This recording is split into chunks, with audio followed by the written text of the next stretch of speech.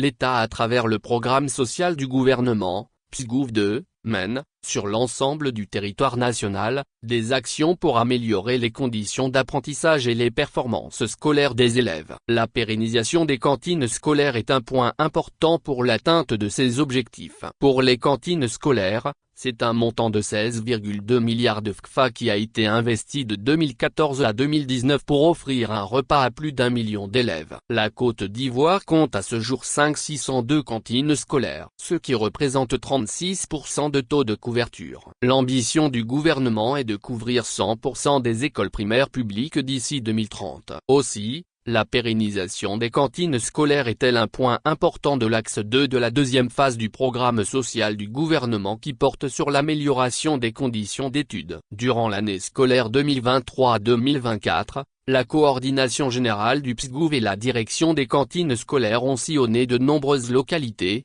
Songon, Adzopé, Daloa, Mans, Bouna, Bandoukou. Pour s'imprégner des conditions de fonctionnement des cantines dans les écoles.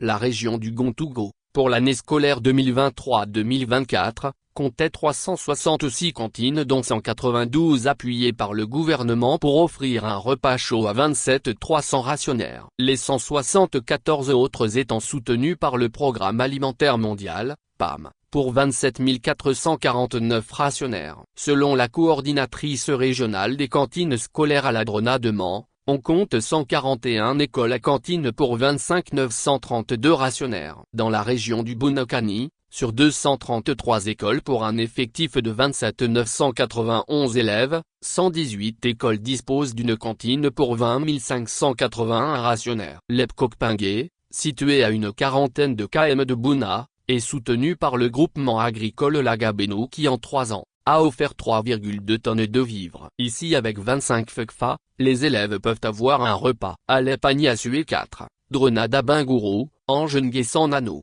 9 ans, inscrit au CM1, faisait partie des 300 rationnaires que comptait l'établissement pendant l'année scolaire 2023-2024. Je vis avec ma grand-mère. La cantine me permet de manger sur place, indique le jeune élève, premier de classe depuis le CP1. Comme lui, tous les rationnaires étaient heureux de pouvoir avoir un repas chaud sur place. Dans cette région, comme dans toutes les localités, les femmes, assurées que les enfants bénéficient d'un repas à midi dans les écoles, peuvent mener sereinement leurs activités génératrices de revenus. Dans la région du Teklo qui compte 131 cantines, ce sont 29,5 tonnes de vivres qui ont été apportées par les groupements sur la période 2022-2023. Alep Psycholo, visité par l'équipe du PSGouv le mardi 23 avril 2024, on a 285 rationnaires sur un effectif de 302 élèves. Grâce à la cantine, les enfants sont réguliers à l'école et obtiennent de bons résultats, relève le président du COJ, Souingalo Ouattara.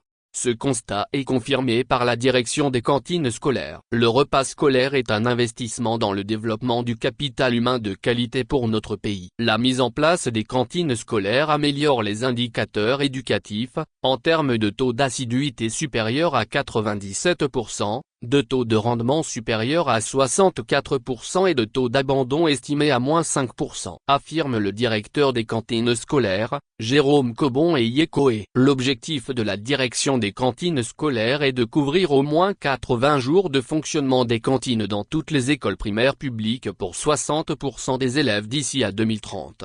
À fin décembre 2022, le budget disponible dans le cadre du PSGouv2 a permis l'acquisition de 969 tonnes de vivres qui ont été distribuées dans les 508 cantines scolaires. Et 769,155 tonnes de vivres ont été distribuées à 989 cantines scolaires sur l'ensemble du territoire national au 31 décembre 2023. Il faut savoir que le programme des cantines scolaires a démarré en Côte d'Ivoire en 1989. De 277 cantines, on compte aujourd'hui 602 cantines sur 15 401 écoles pour 102 182 rationnaires, sur un effectif total de 3 406 700 élèves. Le programme bénéficie du soutien de plusieurs partenaires, PAM, ANADE, conseils régionaux, groupements agricoles,